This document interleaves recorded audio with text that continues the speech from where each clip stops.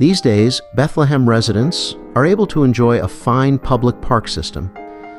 The crown jewel of Bethlehem's system is located on either side of Illick's Mill Road.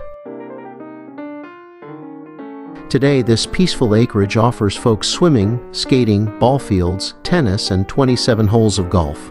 There is even a performing arts center. It's hard to believe that in the 1950s, this property was in the center of a major legal battle between an ambitious businessman and the city government. The immediate years following World War II saw Bethlehem grow dramatically. The city's population increased by 20,000 by the 1950s. The city also expanded its physical boundaries during this period. The city's mayor at the time was Democrat Earl Schaefer. Schaefer was progressive and saw a real need for the city to expand its recreation offerings in order to meet the needs of this growth. The city envisioned the acreage along Illick's Mill Road as a prime location for a large parks complex. The logic was that since the city already had Illick's Mill Park located at the east end of the area along the Monocacy Creek, and since a public golf course was also planned, it made perfect sense to add to the complex by acquiring 62 acres located at the corner of Schonersville Road and Illick's Mill Road. Today, this land is home to several ball fields. But in 1958, there was an obstacle to acquiring this property. The acreage was owned by local developer Harold S. Campbell. According to Campbell, he had plans to develop this property as a multi-million-dollar shopping center. He claimed to have in possession signed leases and an agreement with Hanover Township officials, and that he had already begun excavation for his project. The city intended to take the property using eminent domain. The land had been part of what had been known as the Kipp Farm.